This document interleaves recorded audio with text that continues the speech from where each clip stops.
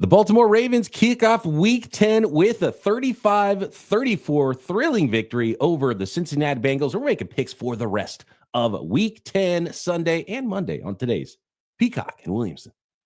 NFL analyst Brian Peacock and former NFL scout Matt Williamson bring you expert NFL analysis every day in less than 30 minutes. Get an inside look at the NFL on the field and in the front office with elite breakdowns to next-level analysis and in-depth information only for the real NFL fans. This is Peacock and Williamson, and it starts now.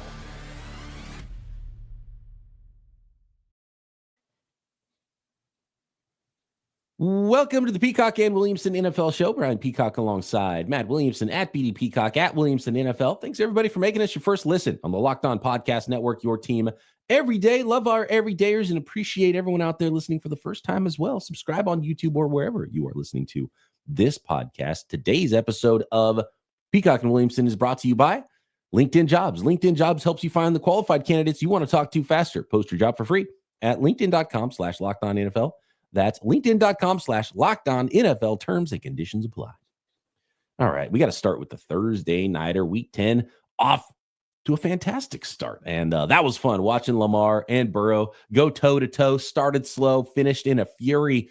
And it was the Baltimore Ravens narrowly getting by the Cincinnati Bengals 35-34. By the way, Matt, you're welcome for picking the Ravens in our picks on Wednesday in our two-pack this week, because we couldn't be wrong. One of us was finally going to get a Thursday night game right, and those 6 points helped you out, even though the Ravens won. You got a little closer. I had a little bit of a lead in our picks, and you're one game closer now. We got a Thursday. One of us got a Thursday game right. Cincinnati Bengals, though, falling to 4-6 now. Ravens are at 7-3. And first of all, I guess we just got to talk about the 8 combined touchdown passes, 0 interceptions, although there could have been multiple interceptions in this game, by the way. But a lot of fireworks on Thursday night. Yeah, and I forgot that I picked the Ravens because my hard-earned podcasting money went on the over. And you know, when these teams met the first time was the most points we've seen in a game this year. And it was halftime, and I'm sort of sweating that bet at this point. And then you realize these quarterbacks that I know you and I have been doing this long enough that you've heard this theory that, you know, the fourth quarter defense is becoming kind of extinct. And I don't believe that as much anymore, but I do believe that if Allen, Mahomes, Burrow, Lamar gets a beat on you with those coaching staffs, fourth quarter defense is dead. You know, like people are giving them a hard time. Why would you go for 2? Because you can't stop anyone. They've scored 4 touchdowns in a row. I mean, these 2 quarterbacks are just lighting the world on fire. And, you know, a bigger rule in the world is no one cares about your bets, but no one cares about your fantasy team. But I played against a team last night that didn't have anyone in the game, and I had Jamar Chase Brown and had 80 points. I'm up 80 points. You know, it's like all you need to know. It's just a blast. Everyone has that story. Yeah. He was like, am I going against Jamar Chase I'm gonna double check now? Or I hope not. And so if you did, condolences to your fantasy week. Most likely, we'll see if some people can overcome that. Yeah, 3 touchdown receptions for Jamar Chase, 11 for 264. I want to get to the 2-pointer as well. But a quick note on Jamar Chase. Now, this was during the game, and so he actually added another touchdown and more yards to this. But Jamar Chase's 431 receiving yards at the time versus the Ravens this season are the most ever for one player for one opponent in a season. Topping Art Powell's 428 receiving yards for the Raiders against the 1963 Oilers. And Jamar Chase actually added more to that when he had a 431 total yards. Wow. I saw that as well. It's pretty remarkable. And in the end, then we could talk about some things about the game. Like I had a problem with 2 shots to Burrow's head / face mask, and you can't get either one of those right. I mean, like every eye in America is on the quarterback. Like, I don't want to talk too much, you know, officiating, but I still think big picture, the Bengals are very much in this still. I mean, at 4-6, but I don't think they're in the division race with the Steelers and Ravens now, you know, pretty securely ahead of them. But their problem is they have 4 conference losses already. So I think they're one of the best 7 teams, but tiebreakers aren't going to favor them. I mean, they have to go 7-0. Like you need Pretty 11 hardcore. wins because you can't get the tiebreaker with 10 wins. Is 10 wins enough? Right. So But I don't know that Denver is going to still be in the mix. They just have too many games of a head start, and like you're basically getting to the point with the Bengals, and I don't believe their defense is going to be good enough to let them go. I mean, they're going to lose 2 games, right? Yeah, Bengals the rest of the way. So you're done. The Bengals are done, my opinion. I guess, but what's 7 go then? I mean, that's a conversation for after this week. But I want to talk about the 2-point conversions because we saw it on Monday Night Football, and Todd Bowles went for the kick. They end up losing the game. In this one, they were super aggressive, as you mentioned, went for 2, didn't get it. Both teams that had the opportunity and the choice. One went for 2, one didn't. They both lost the game. I have had more of a problem for the Bengals, some of those 4th down calls and like going deep on 4th down to Burton or like, what. Yeah. Oh, I know you're talking about there. Like, yeah. And take a layup. Yeah, and then with the Bucs on Monday Night Football, I had a bigger problem with them. And apparently, I talked to James Yarko of Locked On Bucs because we did a crossover with the 49ers Bucs. We'll talk about that game. And speaking of fantasy leagues, some people getting Christian McCaffrey back. But basically, Todd Bowles didn't want to call that timeout late in the Monday night game because that was the problem I had. Is like, well, why'd you call the timeout and then you leave 30 seconds? Because if you can go for 2 and end the game with winning, then I like it. But if you miss the 2-point conversion, you're going to lose. And if you get the 2-point conversion and there's enough time and timeouts for the other team to come back and kick a field goal because you're only up 1, you still have an opportunity to lose the game. And so that's where that 2-point conversion gets a little bit dicey for me because if you can end the game on the 2-pointer, yes, go for it. But you still give the other MVP type quarterback an opportunity with multiple timeouts in more than 30 seconds. And all they have to do is get into field goal range for Harrison Butker or for Justin Tucker. Like there's still another path to losing, even if you get the 2-point conversion. And so that's what makes that decision even a little bit harder for both those coaches. I think I lean toward 2-point conversion in those cases, but maybe both coaches were screwed either way, basically.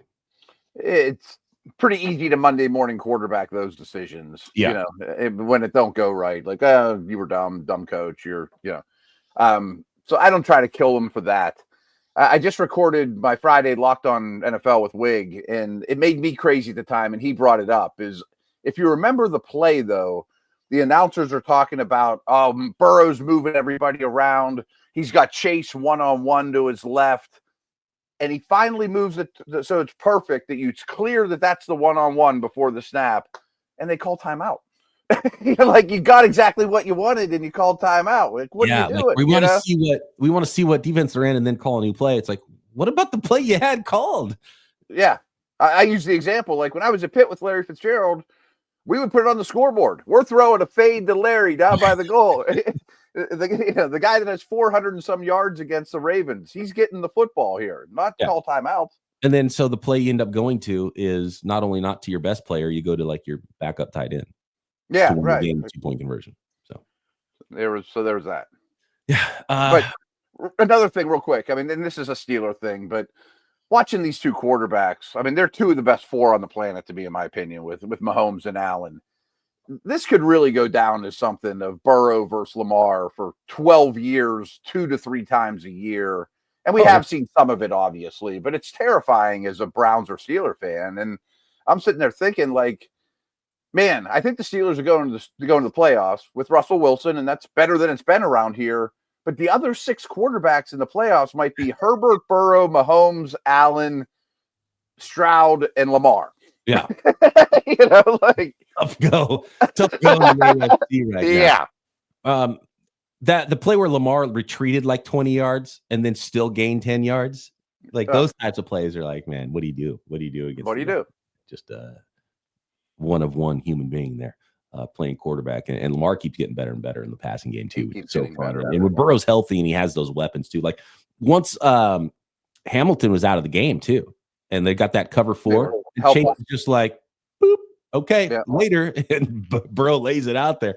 Like you gotta have you got to do something else against Jamar Chase, especially on those. Wig and I were joking too, though. I mean, and this has been a couple weeks in a row with Burrow. I mean, his body language is like him and Chase were like, "What else do you want us to do?" And we still can't get away. You know what I mean? Like, we're playing elite games against a high quality opponent, and we still can't get a win. I mean, like, that wears on you.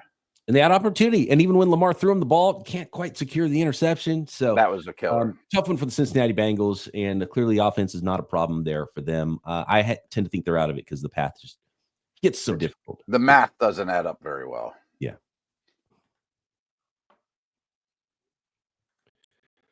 Today's episode of Peacock and Williamson brought to you by Arena Club. For most of us that like collecting cards, the idea of spending $2,000 or more on a Pat Mahomes rookie, Luka, Ellie, if you collect, just isn't in the cards. And even if you love collecting, it's some serious money to drop. Thanks to slab packs from Arena Club, though, now it's possible to score gem mints for a fraction of their retail price. Every card that I listed was a hit from last week's Arena Club slab pack drop. Arena Club is the only repack that provides real value, a complete view of all possible cards, and clear hit rates for each one. Arena Club slab packs are revolutionizing the repack game with transparency. After your pulls are revealed, immediately placed into your showroom for safekeeping, selling, trading, or auction, Arena Club grading process is accurate, fast, transparent, with full grade rationale provided and explanation of how your card was scored. So whether you're buying, selling, trading, or displaying, Arena Club is the card collecting platform you have to check out. And right now, you can get 10% off your first slab pack or card purchase by going to arenaclub.com/LockedOnNFL and use code LockedOnNFL. That's arenaclub.com/LockedOnNFL, code LockedOnNFL for 10% off your first purchase. All right, guys.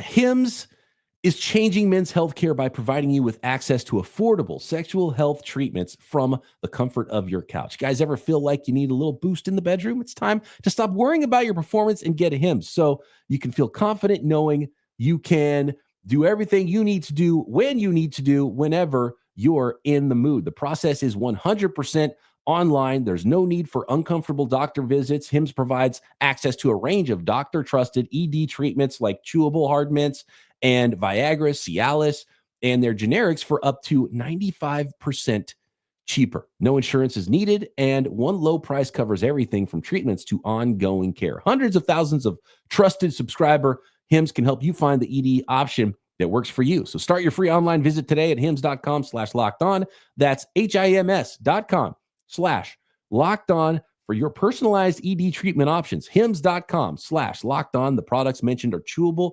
compounded products, which are not approved by or verified for safety or effectiveness by the FDA.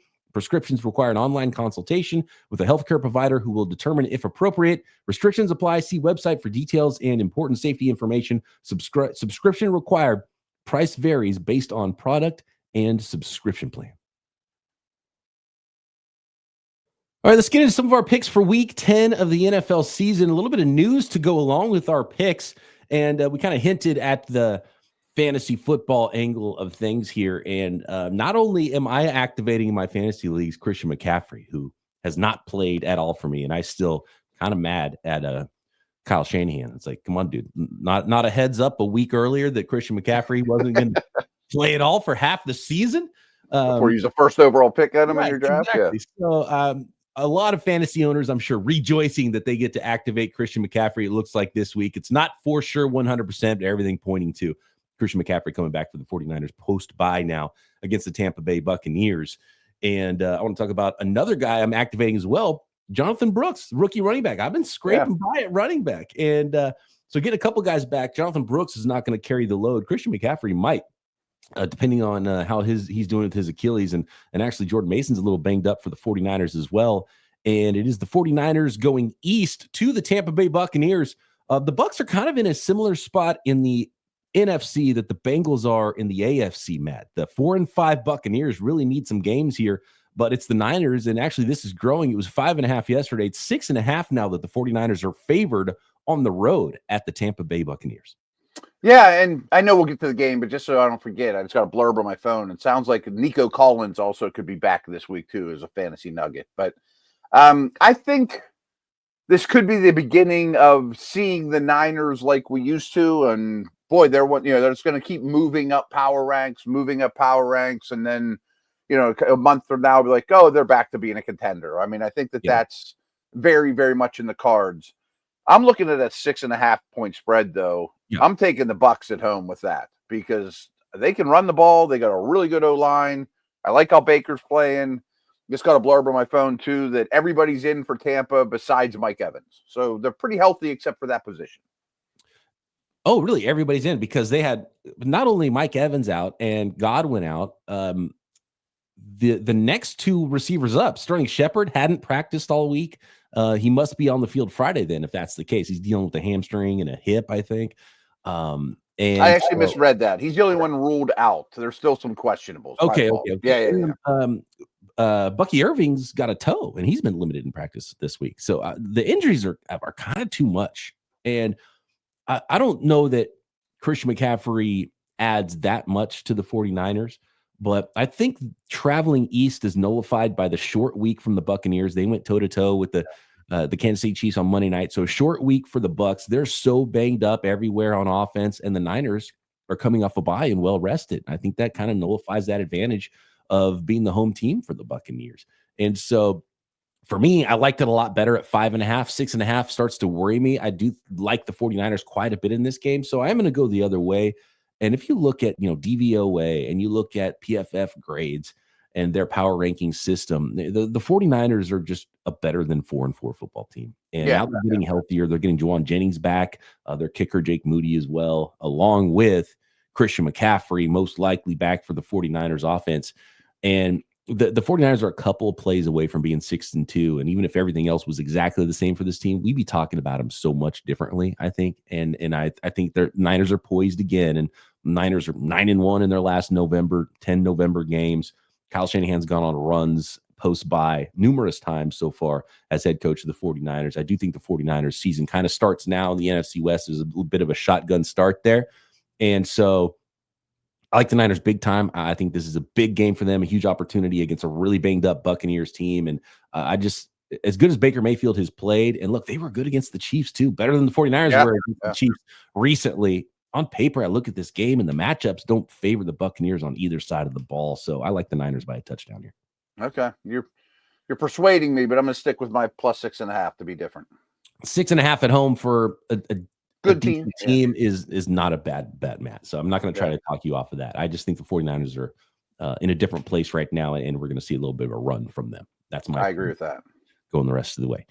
Big red zone boost with McCaffrey, obviously. Yeah. We already made our pick, by the way, for the morning game. I just want to remind everybody, I took 6 points in the Carolina Panthers. You have the New York Giants. That's actually climbed now to 6.5. Do I get that extra half a point for the Panthers? We'll let you have it since that's one game that hasn't been played yet, and I'm not going to change my tune over that. I'm going to take that half a point. Chuba Hubbard, though, this is interesting. Speaking of running backs, the Jonathan Brooks, as I mentioned, looks like he's going to be active for the first time in his NFL career in Week 10. But they re-upped the starter ahead of him, so Jonathan Brooks is probably not a player you're going to plug into your fantasy lineups like Christian McCaffrey. And Chuba Hubbard got a new contract. And I think this is really strange, but I get it from the Panthers' perspective. He got a 4-year, $33.2 million contract and $15 million in new fully guaranteed money. He got more guaranteed than Saquon Barkley got. And you don't build your team around a running back. And they just spent on Miles Sanders in the offseason and spent multiple picks. They didn't just draft Jonathan Brooks in the second round. They spent 3 picks trading up to get him, too. That's the first back off the board, right? It's like, all right, Panthers, you got a running back, a good one or a couple, but where's the rest of the football team? At the same time, the reports I'm getting are that Chuba Hubbard has been he's a team guy. And he's a type of player you want to have in the building. And I think they're rewarding him for that. And they're not in cap trouble. So you can end up cutting Miles Sanders in the offseason or post June 1st or whatever. Yeah, he'll be gone. Cap.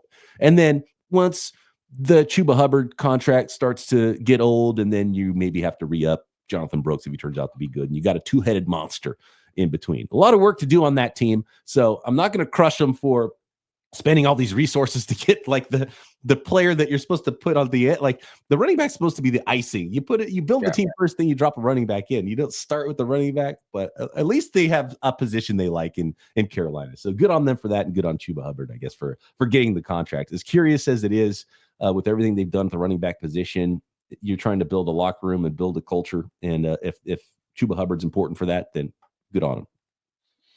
Yeah, that's what I was going to say too. Is I mean, maybe it can add a little bit of hope to a failing organization that the guy that deserves the money most, we're going to reward. One of our only bright spots, we're going to reward just to send a message. And they did invest in guards in the offseason. And, I mean, they want to run the football, but it's not how I would team build. That's for sure. Right. Well, there's a lot of ways I would not team build like the Carolina Panthers. Right. But they can check off a position. They're good at running back. They're good there. They're probably good at guard. Now 21 more positions and you'll be good to go.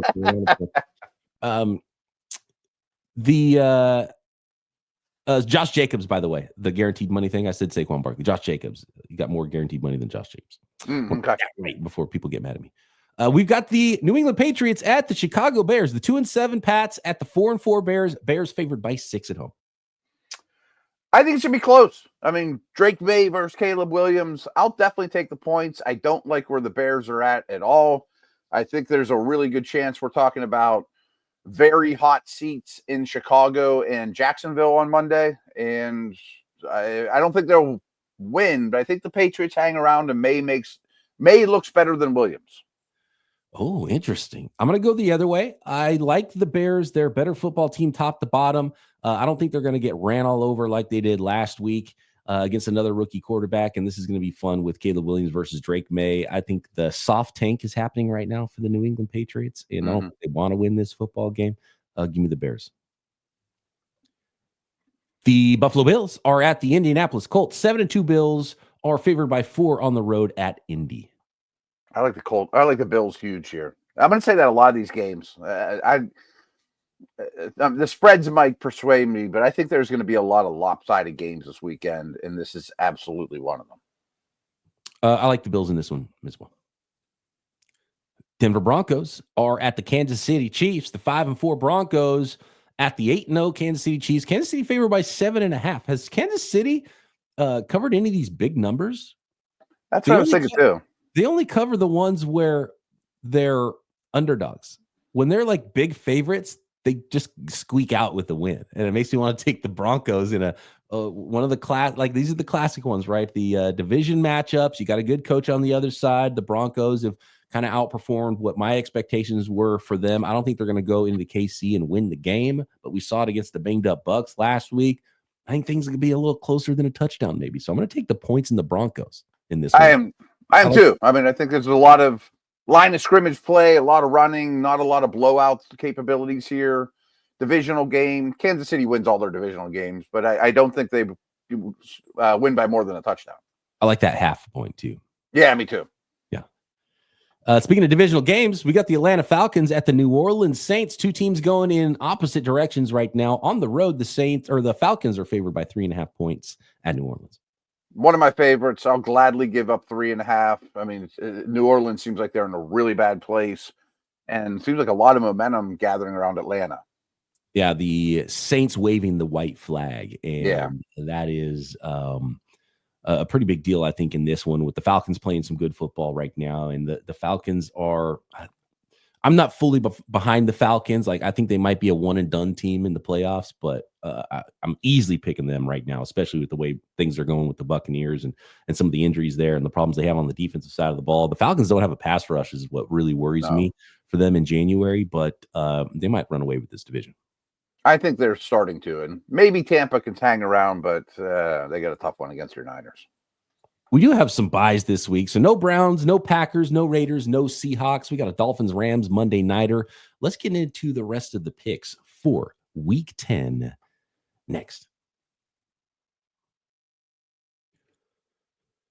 The next segment of Peacock and Williamson is sponsored by LinkedIn Jobs. When you're hiring for your small business, you want to find quality professionals that are right for the role. That's why you have to check out LinkedIn Jobs. LinkedIn Jobs has the tools to help you find the right professionals for your team faster and for free.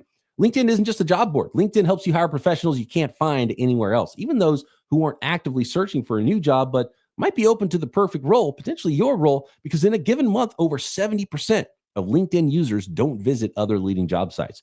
So if you're not looking on LinkedIn, you're looking in the wrong place. And LinkedIn knows that small businesses wearing so many hats might not have all the time and resources to hire. So LinkedIn is constantly finding ways to make the process faster and easier, and even launched a new feature that helps you write job descriptions. Post your job for free at linkedin.com/lockedonnfl. That's linkedin.com/lockedonnfl to post your job for free. Terms and conditions apply. And all of the lines we mentioned on today's Peacock and Williamson episode and every episode of every show here on the Locked On Podcast Network, those lines are provided by FanDuel. And get ready to tackle the NFL action right now with FanDuel, America's #1 sportsbook, because right now, new customers can bet $5 and get $150 in bonus bets if you win. The FanDuel Sportsbook app gives you everything you need to place live bets on the NFL all in one place. And when you get a hunch in the middle of a game, you want to check out the latest stats, view live play-by-play, and so much more, well, you can find that all on the same page where you're placing your bets and get informed in your next bets at FanDuel.com or on the FanDuel app. Live in-game betting, all the weekly lines, tons of prop bets. Who's the next coach to get fired? It's going to be tons of draft props, which is one of my favorite ways to play. NFL, NBA, NHL, all of it you can find and get started with $150 in bonus bets if you win your first $5 bet at FanDuel.com. Never waste a hunch and make every moment more with FanDuel, an official sportsbook partner of the NFL. Finishing up our picks here for Week 10 of the NFL schedule, and we're going to go to your Pittsburgh Steelers, and they are at the red-hot Washington Commanders. The 6-2 Steelers at the 7-2 Commanders. Big-time playoff implications here in both the AFC and the NFC. You got the veteran quarterback visiting the rookie quarterback. Washington at home, favored by 2.5. Talk to me about this game, man.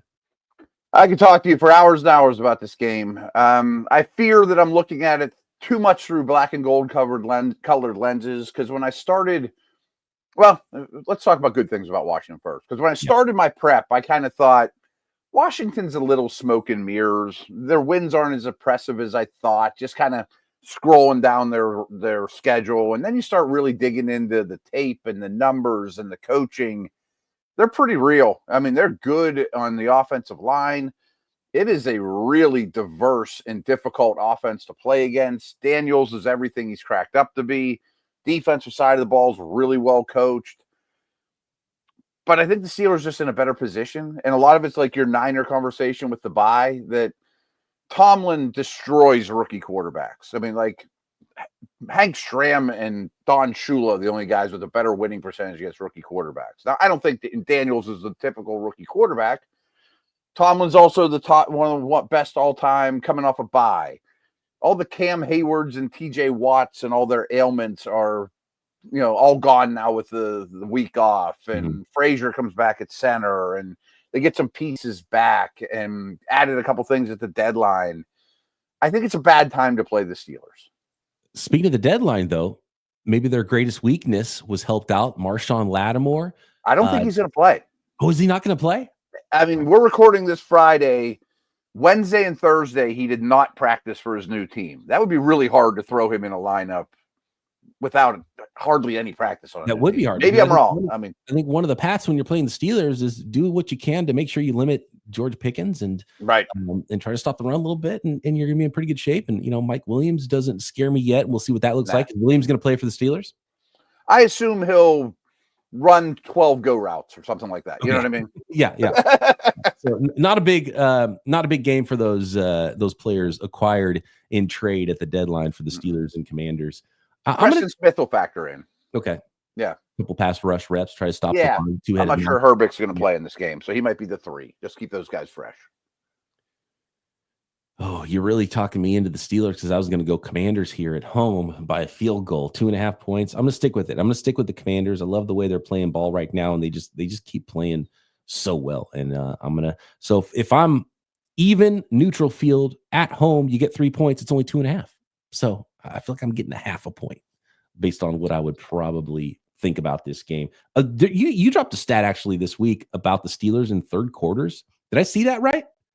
Yeah, there's a couple things that are pretty crazy. Is first off, they have the best point differential in the league in the second half of games. We just look at the second halves. They also have not allowed a third quarter point. I mean, they're plus 53 in the third quarters of games. I mean, they start slow, but they come out and they put teams away. I mean, they have 2 losses and they're only by 3 points each. They're beating teams 53-0 in the third quarter. Yeah. That's pretty wild. What's that? That's pretty crazy. Yeah. That's something that you don't expect to continue in that way over the course of a half a season. So right, we're pretty far into this thing. Yeah, I mean, they've lost their 2 games by a total of 6 points.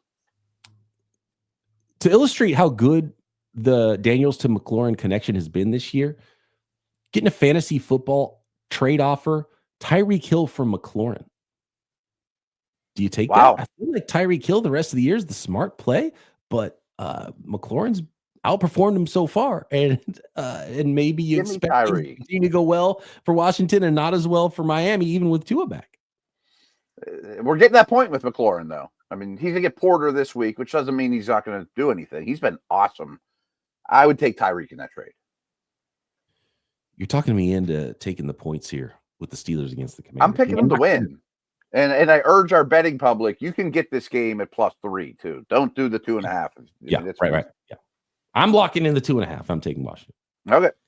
All right. Let's go to the Vikings at the Jaguars and Trevor Lawrence. I can't help myself. How about this stat too? Both these kickers are on pace to set the field goal record for a season. These guys, a lot of field goals. Field goals aren't going to get it done for the Steelers on this one, Matt. That I like that better now. Strengthens my both these kickers take a ton of field goals. Trevor Lawrence is not going to play. It's going to be the Mac Jones Jaguars against the Minnesota Vikings, the visiting 6-2 Vikings at the 2-7 Jags. Minnesota now favored by 7 points in this game.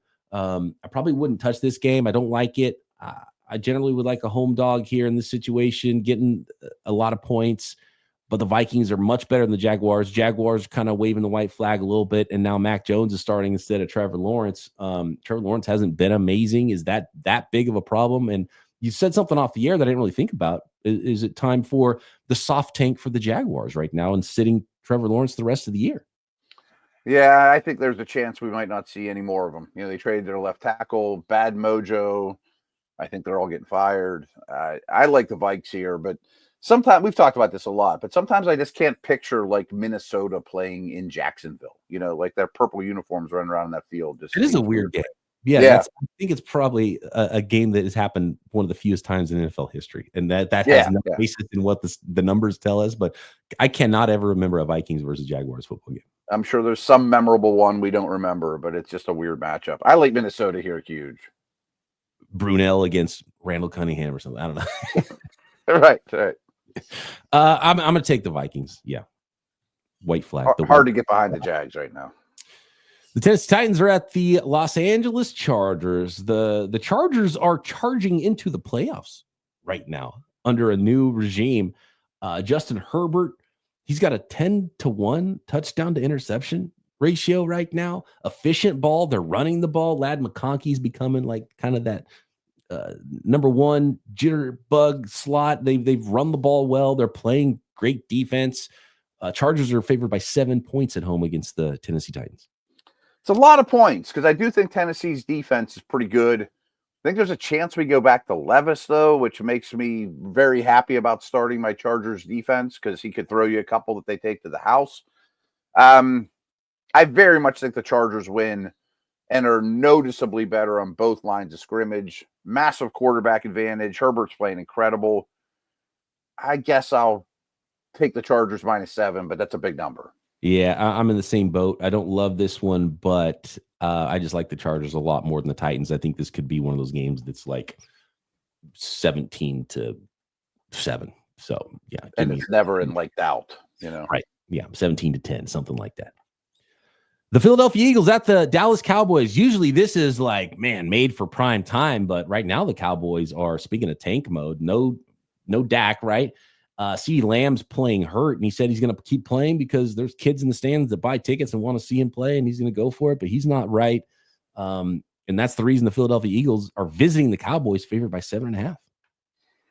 I like Philly in a blowout here too. I mean, I mentioned to start the show, I think there's going to be some really lopsided games, and I don't exactly think the Eagles are going to take it easy on them if they're up by 10 or 14 late in the game either. Yeah, we'll see if Saquon Barkley finds a new way to leap over a Cowboys defender in this game. But Cowboys season's just going in the wrong direction. Yeah. Speaking of soft tanks, the Cowboys might be in that mode right now. It's going to be hard to give me two on this one, so I'm going to take the Philadelphia Eagles. New York Jets at the Arizona Cardinals. The 3-6 Jets showing life. Is this team finally ready to play post-trade deadline?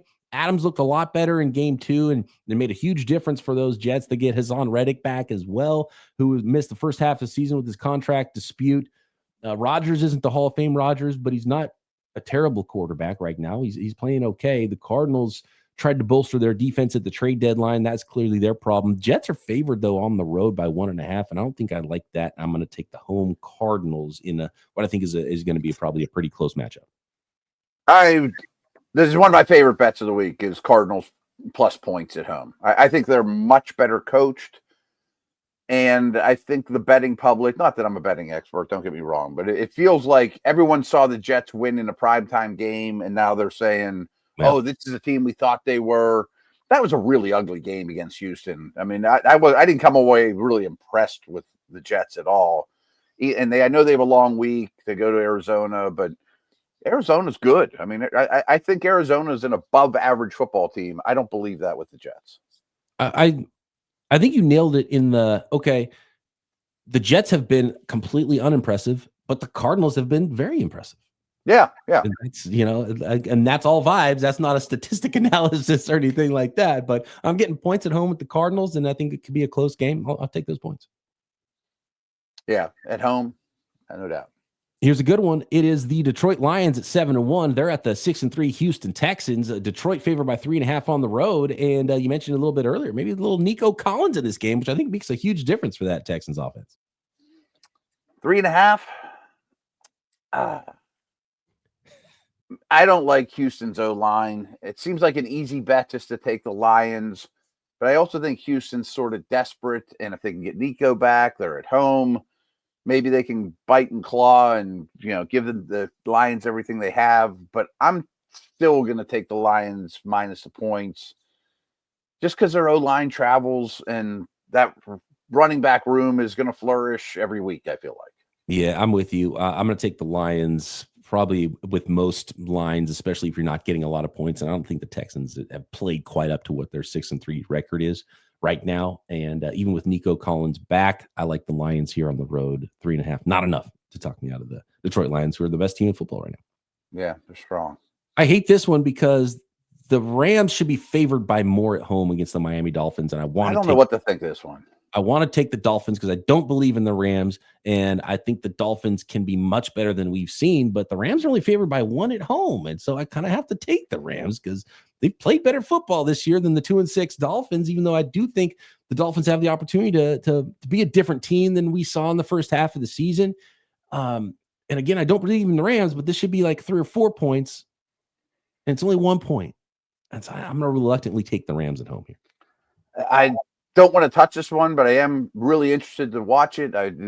Whoever loses, especially Miami's, probably in pretty big trouble. Miami's lost 2 in a row, but have been really competitive with Tua, and I think he's playing well. I just trust Stafford, McVay, etc. more at home than the Dolphins. I don't like it. I don't like the betting on that one, though. Yeah, I don't like it either. I don't like it either. You think the Dolphins are already in trouble, aren't they? They're in huge trouble. Okay. I mean, I think the only saving grace is that the AFC is kind of crappy. Do you say the Rams might be in trouble because the Dolphins have long? I think whoever loses this is in. I mean, Miami's probably done if they lose it. They're a 2-win team. But if the Rams lose it and the rest of the West does pretty well, I'd start to be concerned about the Rams. That is the slate of Week 10 games. Let us know what you think. Which ones did we get wrong? And get those questions in while you're watching football for next week's Peacock and Williamson mailbag as well at BD Peacock at Williamson NFL. Subscribe to P&W on YouTube or wherever you listen to your podcast. We'll be back to break it all down from Week 10 right here, Peacock and Williamson.